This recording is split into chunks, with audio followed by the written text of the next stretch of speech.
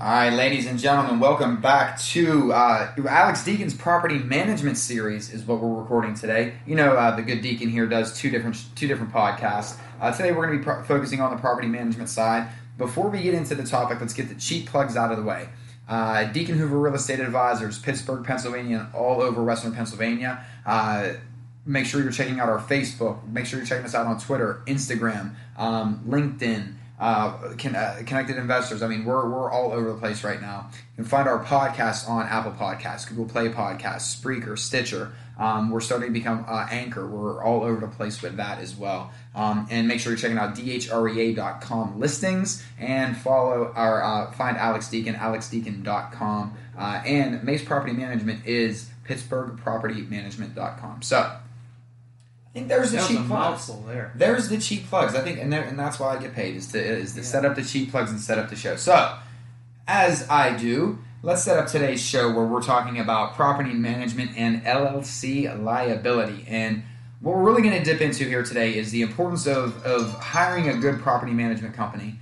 See, even the bells are going off. Those are the angels telling us that this is a good topic. And why it is important to use an LLC to protect yourself against any kind of liability. So, Alex, it's been a while. We've been busy. You've been traveling. It's been hectic. You know, I have an intern now underneath me, so we've kind of been a lot of craziness in life happening, but we're back. Yeah, we are back, and glad to be back. So it feels good. We have a good topic today, and I think the reason I wanted to pick this topic today is just because of a couple things that are going on. Usually what we do is whatever comes to mind, right? So we have a couple issues going on right now where we as a property management company are in a couple different lawsuits. And if you'd have told me that when we started in 2002, I would have never opened up a property management company, right? or even maybe purchased real estate, although the real estate's fine because we'll get into that, the LLCs and incorporating and limited partnerships and stuff. Those are all created as legal entities, so it insulates your personal assets from liability and potential legal issues that people can't grab your own personal assets. That's Correct. why LLCs were created. Okay, so that protects your property. But we, as a property management company, the liability is insanely. The exposure is insane. Okay, it's unbelievable.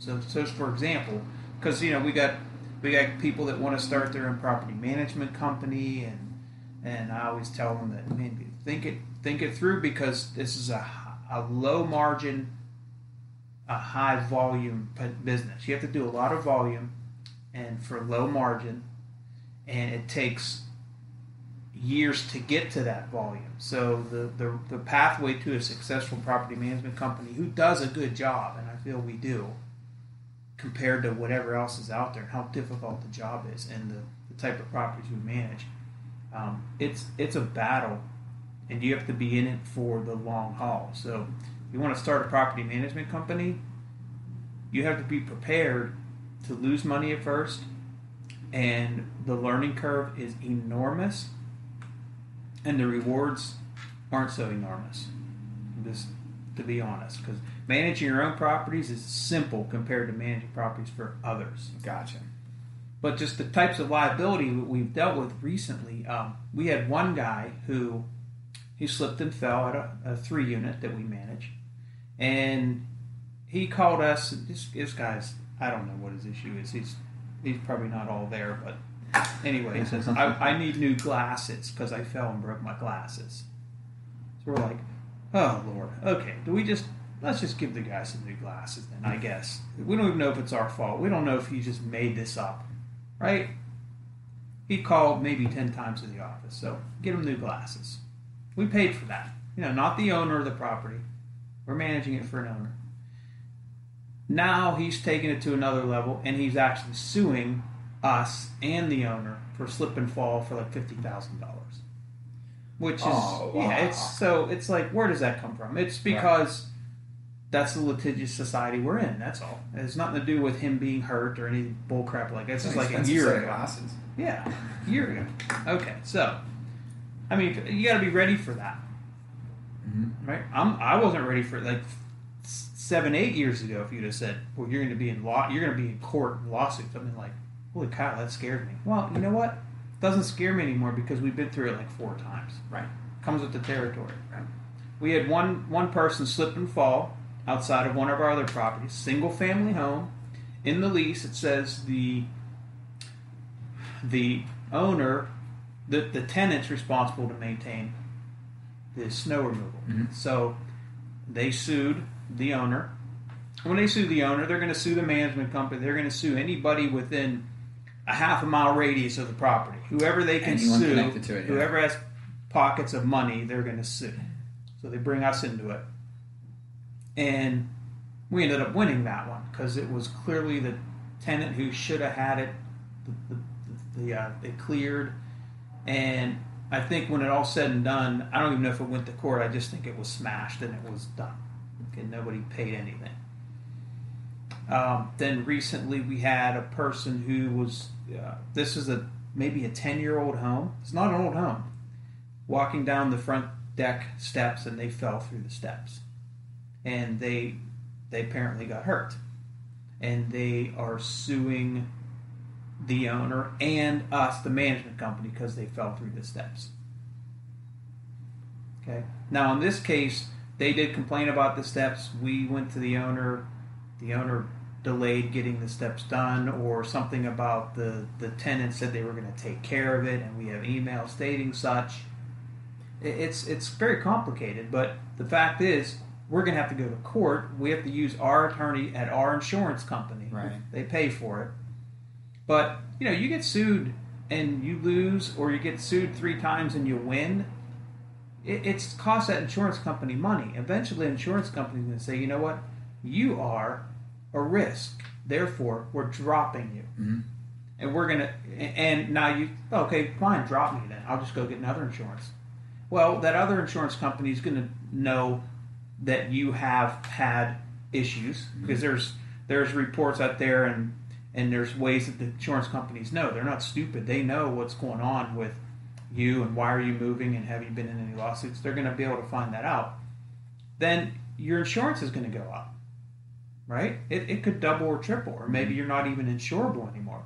So it's a scary thing knowing that could happen to us at some point. It hasn't yet, and we haven't lost any cases yet. But it could. We just had recently. Now that one with the person falling through the steps, I don't know where that's going. We're still waiting. Right. Okay.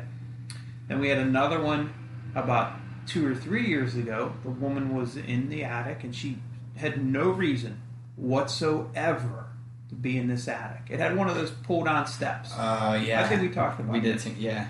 She went up to the attic. It's like a newer townhome, and you're not supposed to prance around up in the attic. It's like, where would you think you should have it in your lease where, oh, by the way, if you go up in the attic and fall and hurt yourself, it's not our fault because you should not be in the attic. Right. You have to put everything in the lease. Right. Like, at some point, you can't have every possible scenario. I never would have thought ever that should be in a lease. Like, don't put your hand on a stove.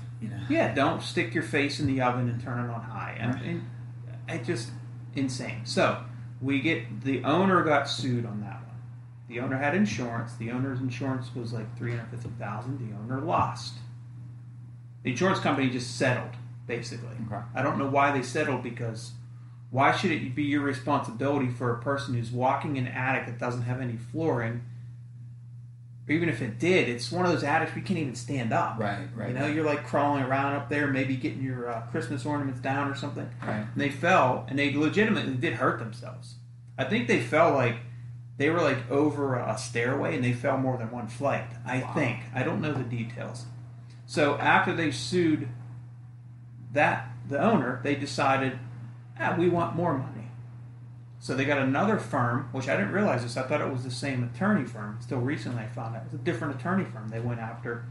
They hired. Now they're suing us, the management company, for $1 million because we have $1 million policy. And the hearing was just last week.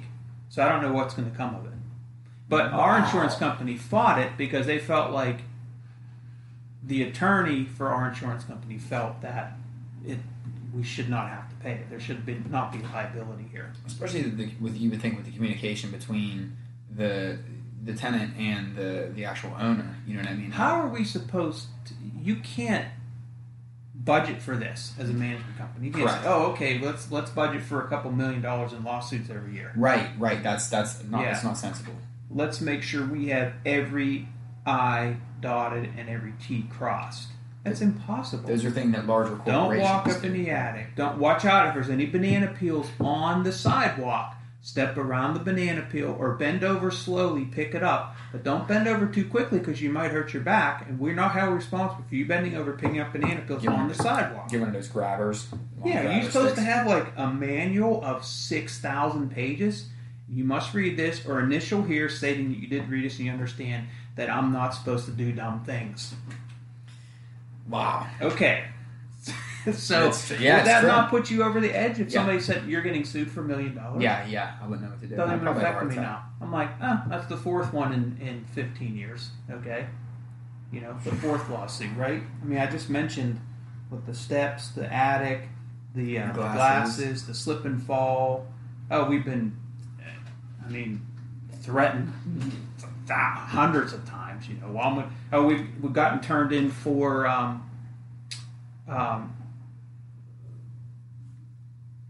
What the heck am I thinking of? The guy was black. So what am I thinking of?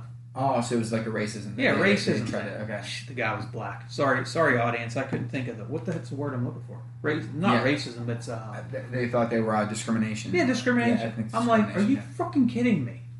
You okay? Let me paint the picture now. This black guy comes up to the 4-unit in McKees Rocks, where we have black tenants living there.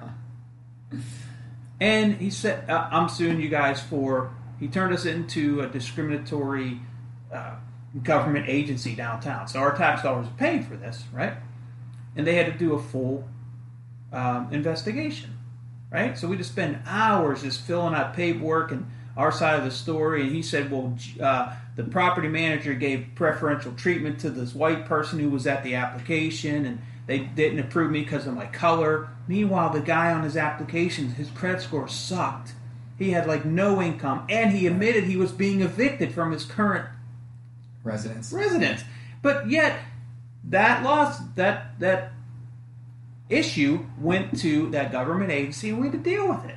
Now, they found us no harm, no foul, nothing, but it was a matter of I had to spend hours and hours of our time and worry about this and be concerned with it when it was ridiculous. Right. Okay? Yep. We have another discriminatory potential right now. I don't think it's going to go anywhere, but these folks didn't move in and they wanted their security deposit and they were supposed to move in. And they said, well, we're going to sue you because you were discriminating against us. The owner's black. The owner's a black attorney. Oh, okay? Wow. Yeah, that doesn't fly. Yeah. So I'm like, are you, what? So the race card thing, you're seeing less and less of it because, first of all, we don't discriminate. We probably have a few hundred African American and Chinese and Indian and whatever you name it. We probably have 300 or 400 out of the 700, 800 tenants we have. Right. So that goes out the window. Yeah, when somebody says that to me, like, well, you're discriminating. I'm like, which one of our 400 black tenants do you want to call? Okay? Or which one of the 400 racial, we don't discriminate here. But be ready for it. Mm-hmm. Are you ready for that as a property management company owner? Because anybody can pull that. Anybody. You're guilty until proven innocent. Correct. So you have to defend yourself when it comes to those cases. Okay, so the liability that goes with owning a property management company will make your head spin. And I've seen, the reason I'm bringing this up is I'm seeing them crop up everywhere. When I started in this business in 2002, there was maybe a dozen maybe. I don't know. I never really paid attention. But now, every other agent wants to start their own property management company, and they have no clue the ridiculousness that you have to put up with the way the landlord laws are. They're so pro-tenant. If you don't have your act together, you're in for a very rude awakening. and a non-profitable business venture, at least initially, for a very long time. So I'm a proponent of if I didn't start a property management company and I knew what I know now, and never ever in my wildest dreams would have started one. Wow. Okay, because it's a very difficult job. Now that also carries over to being a landlord, and that's why as a landlord you really should own your property in a company name or an LLC, because, for example, the woman that fell through the attic, the person that owned that townhome, he had lived there, I believe, at one time, and then he just decided, well, I'm going to rent it, or I can't sell it, so I'll rent it because I moved out of state, whatever his story was. But, he got sued for $350,000, right? But that was his insurance coverage. Now, let's say he had some significant assets. I don't know the person who owned it. I don't really know if it was a he or she or family or what. But let's say they had significant assets. That attorney could have easily gone after their personal assets. Right. So they had $1 million in the bank. Okay, we're going to go after that. Wow. Apparently they didn't, or maybe they just felt that juries, because these people know their business. These attorneys do thousands of these, the ones that we're talking about. And they probably know who they can go after and when. Right. I'm 100% sure of that. So, what cases are better? But that could have been the case. Right? Right. That could have been the case. Absolutely.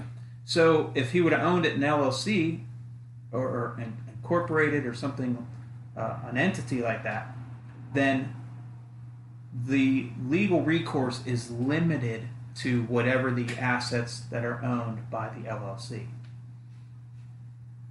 So, for example, if you own 10 properties under the LLC, then that LLC, those assets are at risk,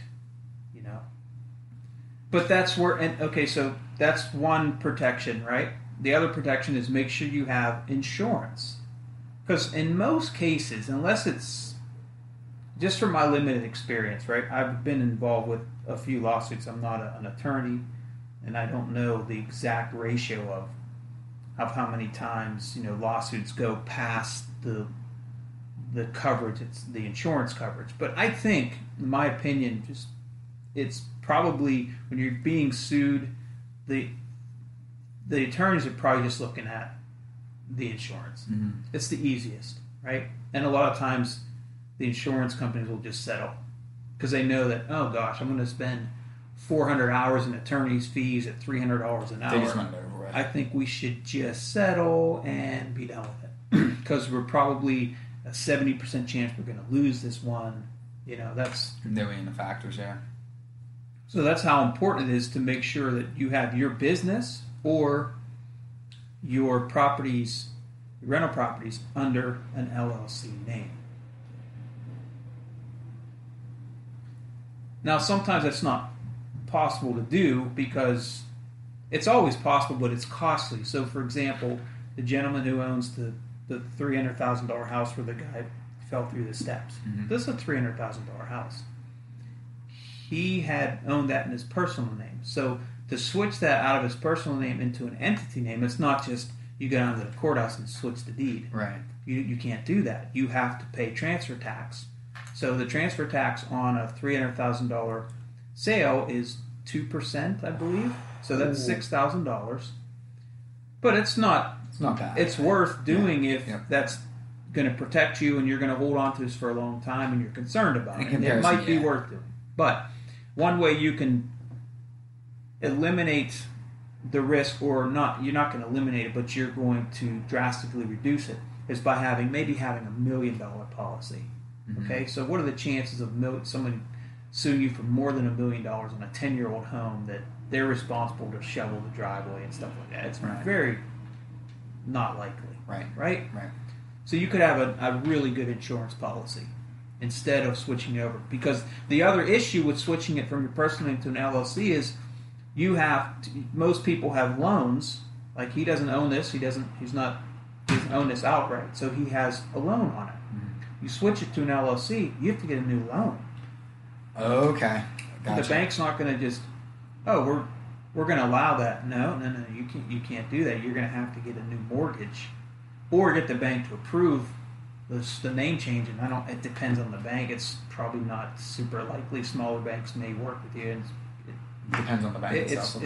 It's a little more complicated than I'll just switch it to an LLC. Well, it's going to cost you money, and potentially more than $6,000, because if you have to refinance and there's costs involved. You could spend $7,000, $8,000, $10,000 just to switch a property to an LLC.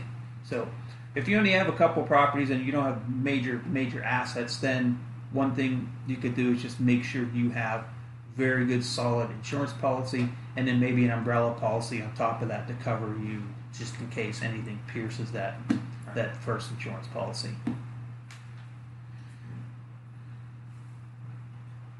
So I don't know, to sum it up, what would we just talk about?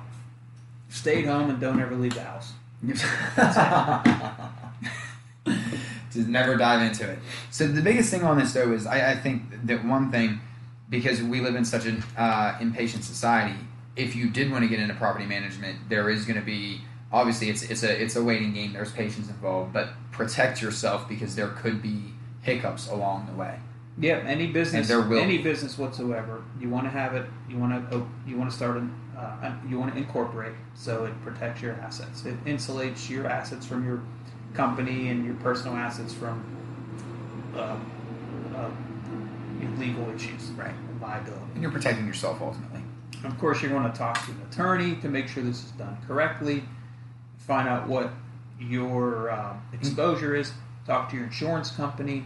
Make sure you have the proper insurances in place. Talk to your accountant. Make sure that you're creating the proper entity that works best for your taxes, and so on and so forth.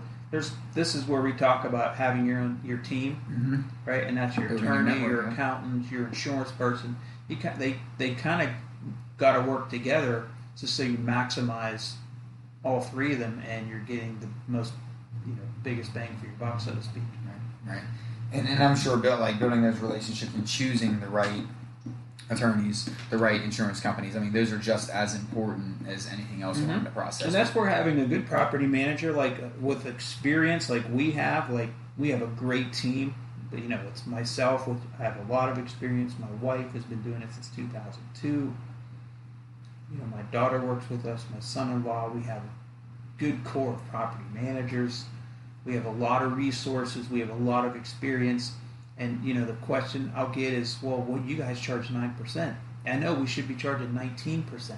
Right. But, we can't, because no one would ever hire us at 19%, because there's 6 other companies that are going to do it for 7 and 8%. Right, exactly. And I'm like, you really have to weigh the pros and cons of trying to save $6 a month, or $10 a month. Is it really worth it? Right. That's why I do these podcasts. It helps, and I let new owners know before we do business, you really should go online. You should listen to my podcast on property management, so you know what you're getting into, right, and what you're choosing. I mean, you don't know what you don't know, so you have to educate yourself and know, what does a good property management company look like? What's fair? What's not fair? What's the pros and cons of everything? Education is critical. And I think podcasts like this are important, because you're going to get actual life experiences versus, we can read all the books in the world, but they don't always give you an experience for your area, or just something offhand. A lot of times it's very vanilla, cut and dry. Here we're getting very detailed things that have happened that people might not even think of. The glasses thing to me is that blows my mind that somebody would that's a funny one too, right? So we paid for the glasses, and then here's what I was thinking after we did that, and then a year later when he decides to sue us, I'm like, you know what? Maybe we shouldn't have paid for the glasses, because does that tell the court or the attorney or someone that we admitted fault?